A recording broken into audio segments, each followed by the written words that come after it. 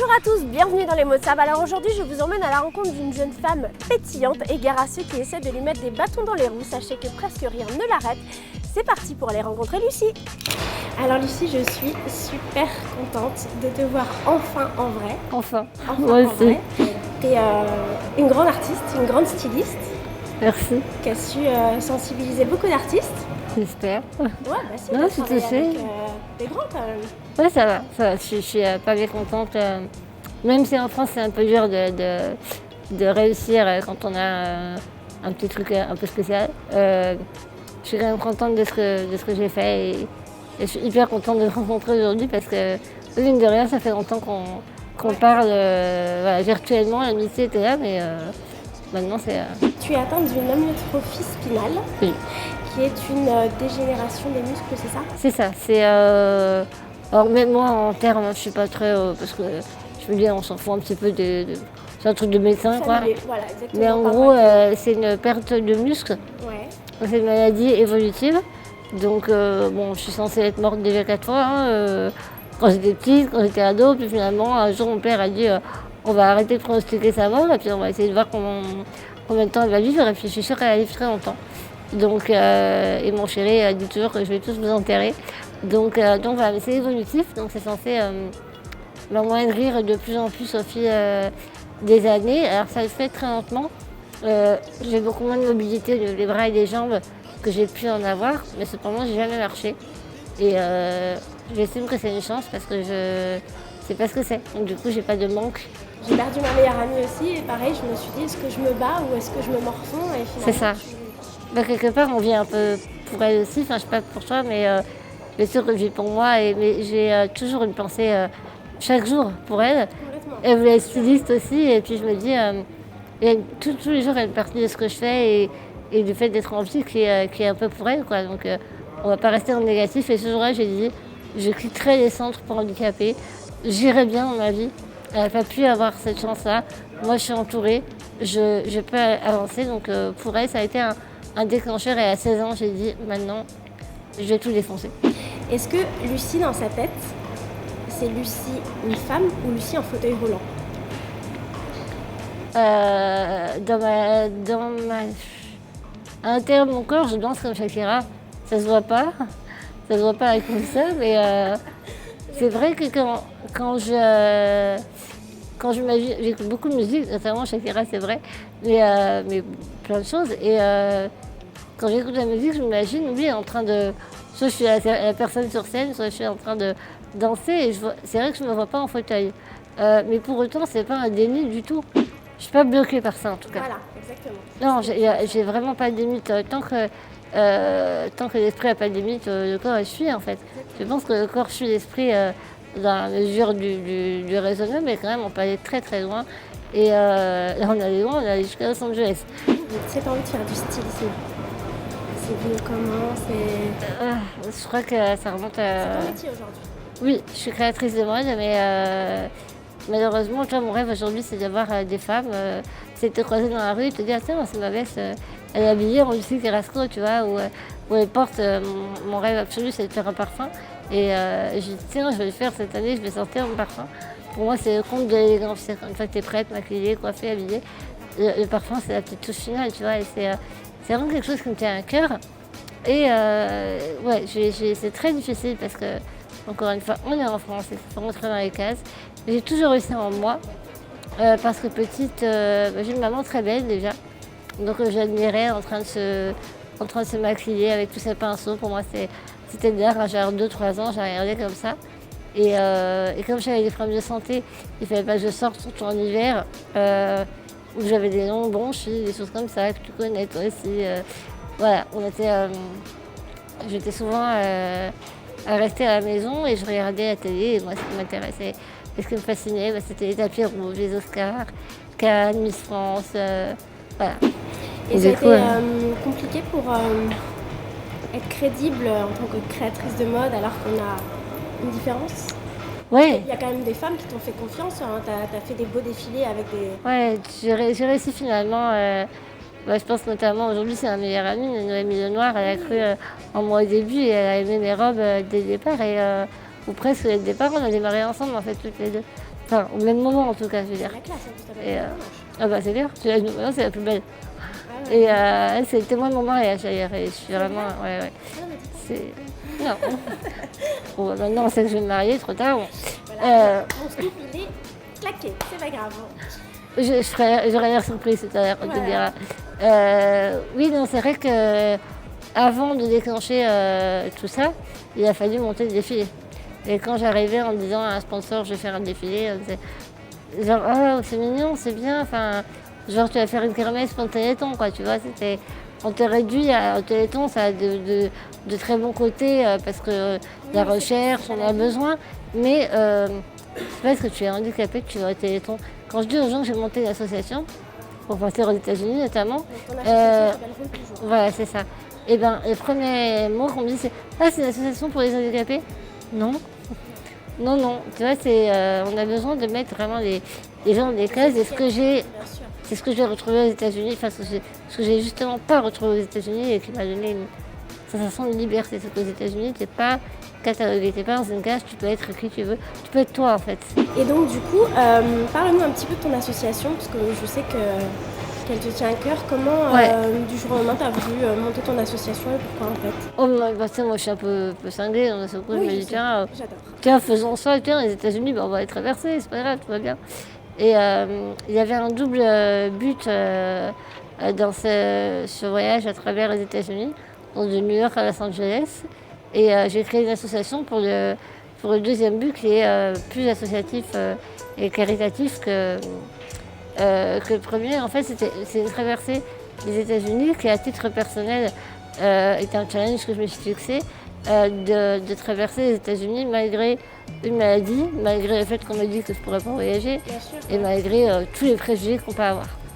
Et ça, c'était un défi personnel parce que j'avais envie de m'offrir ça et j'avais envie de retrouver l'inspiration que j'avais un peu perdue en France parce que au bout de 15 ans, la créatrice, elle n'a pas réussi à remonter sa boîte parce qu'on est malade, donc on n'a pas de prêt de la banque et parce que voilà, donc, Ouais, ça, c'est j'étouffe. important de dire. Quand on est handicapé, pour avoir des financements, c'est très très difficile, alors qu'il n'y a pas de Bah oui, on dit on se dit vous avez une maladie évolutive. maladie, mais tout le monde peut se faire écraser demain par une Exactement. voiture ou mourir à tout moment, donc c'est un peu ridicule comme mais bon. C'est très. On est en France, voilà. C'est vrai qu'on se dit, c'est un peu bizarre, pourquoi faire ça aux États-Unis? Pourquoi? Parce qu'ils ont un système de santé par rapport au nôtre qui est moins évolué que le nôtre. On a le meilleur dans le monde pour une fois qu'on est premier sur quelque chose. Et pour nous, acheter un cadeau à un enfant hospitalisé, bah, ça reste du domaine du possible. Pour eux, ils ont déjà tous les frais médicaux à payer, donc ils ne peuvent pas. Donc c'est du luxe, voilà. Et ça, c'est le côté caritatif pour lequel j'ai créé l'association. Et la deuxième partie, donc le côté, le défi a été fait, a été réalisé.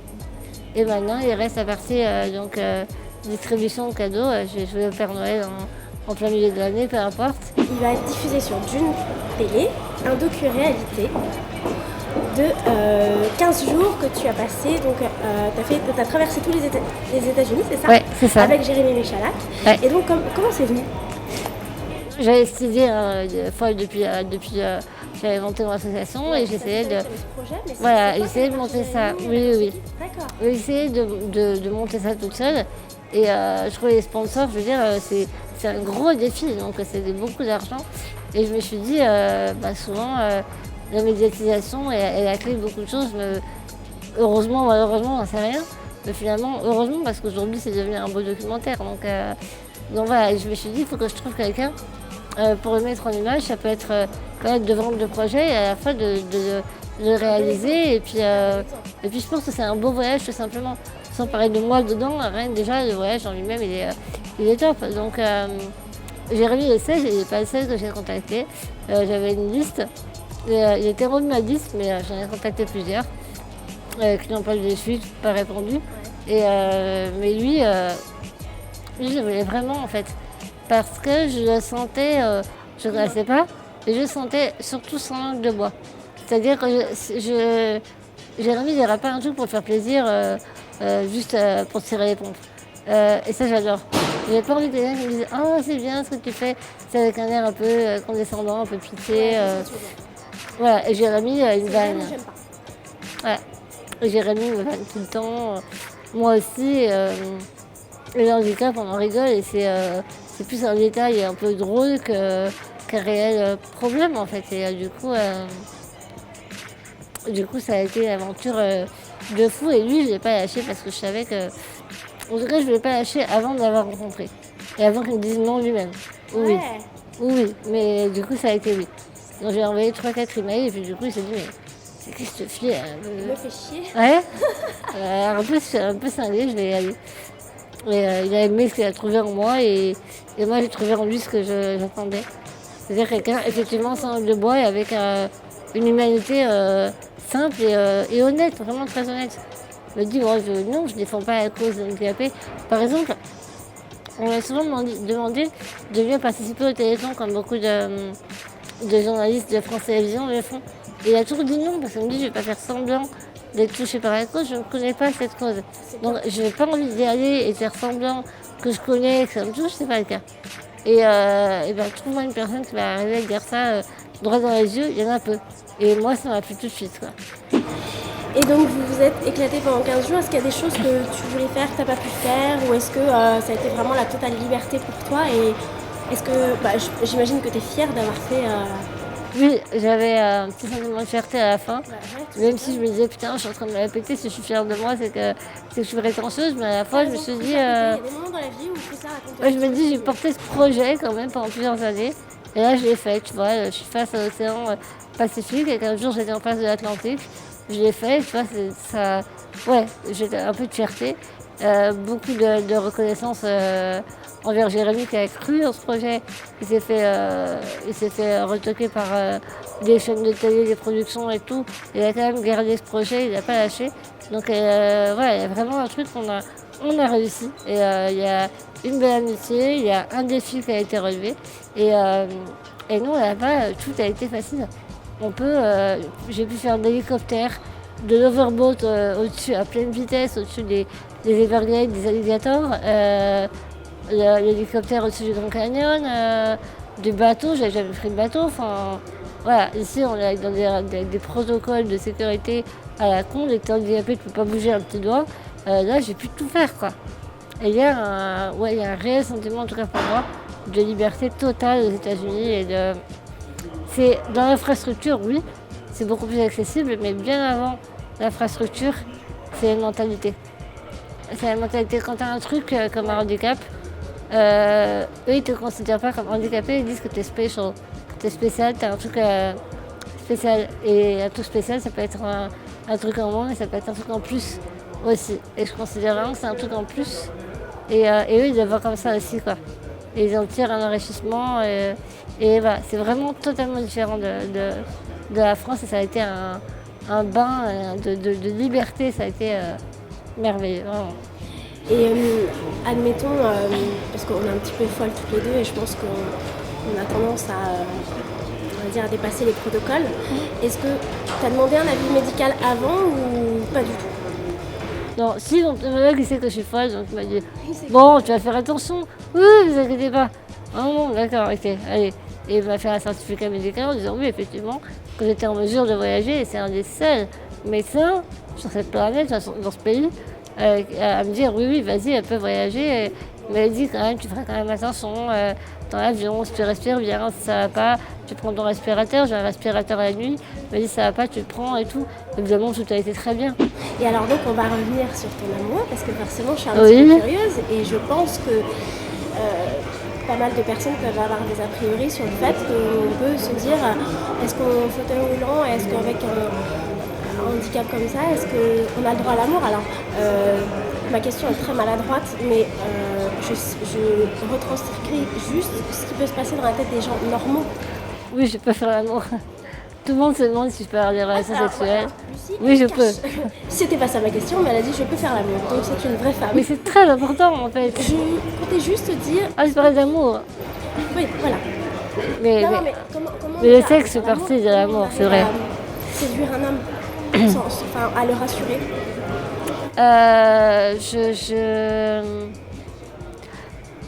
Je pense que pendant longtemps j'ai pris soin de moi, comme je prends soin de moi aujourd'hui.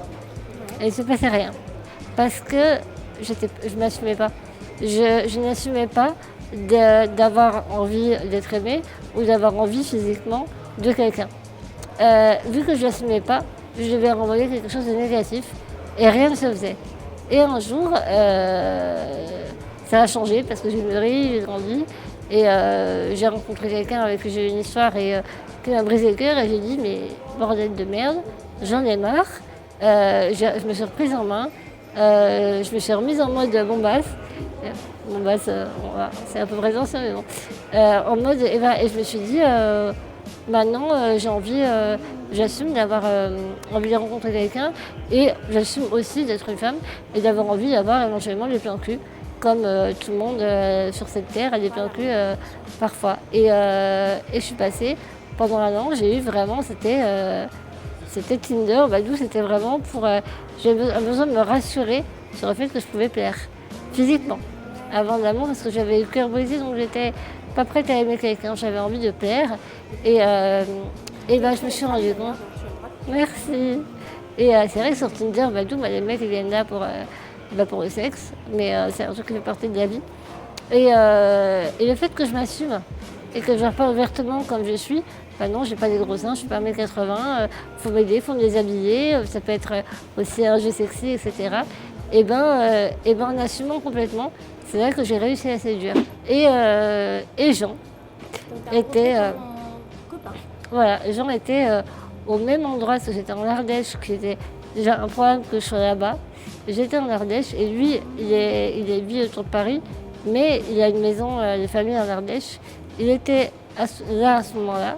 Et moi, tu sais, tu as des kilomètres sur Tinder et j'ai élargi mon champ à 30 kilomètres. Si je ne l'avais pas fait, je n'aurais pas vu. Et si je n'avais pas branché Tinder ce jour-là, je n'aurais pas vu. Et je l'ai vu et je me rappelle d'avoir cliqué sur des centaines de gars en quelques temps. Et lui, j'ai cliqué en me disant « J'espère qu'il va me répondre. Je ne sais pas pourquoi. Je ne sais pas pourquoi, mais il a eu quelque chose. » Et il a répondu. Pendant 3 jours, on s'est parlé, mais du matin au soir jusqu'à 3h du matin, et on s'est rencontrés. Et je pense qu'on s'aimait déjà, et je me disais, mais Lucie, t'es romantique, t'es fleur bleue, c'est pas toi. Tu peux pas être amoureuse comme ça d'un coup, c'est impossible. Et on s'est rencontrés, et c'est une pure évidence. On est fait un pour l'autre, c'est la moitié. C'est un artiste en plus, il dessine, il est illustrateur de BD, moi je dessine des vêtements, donc il y a vraiment un côté artistique, voilà. Et ça a été, il m'a demandé en mariage un mois après, c'est belle ma bague. Je me la pète un petit peu, hein, écoute. Et oui, il m'a demandé en mariage au bout d'un mois. Ça paraît très rapide, mais en même temps, je me dis à l'époque de nos grands-parents, souvent on faisait ça vite et puis ils restaient toute leur vie ensemble. Donc, et voilà, là, ça va faire 1 an. On est installés, ça va bientôt faire 1 an qu'on est ensemble. Et on va se marier cet été et on projette peut-être de fonder une famille si je vais rencontrer un obstétricien spécialisé qui pourra me dire si avoir un enfant peut être dangereux pour moi ou pas. Auquel cas, on ne le fera pas, on ne va pas prendre de risques à considérer, ou pour l'enfant ou pour moi, mais si on pouvait fonder une famille, on a déjà 2 chats, donc on est déjà une famille en fait, on est complémentaires l'un de l'autre. Voilà. Nos chats, c'est nos bébés déjà. Et puis, j'ai trouvé l'amour et j'ai trouvé un homme pour qui je suis la plus belle à ses yeux, qui dit je t'aime, voilà, c'est ce qui me manquait dans ma vie. Les histoires de passage, c'est sympa.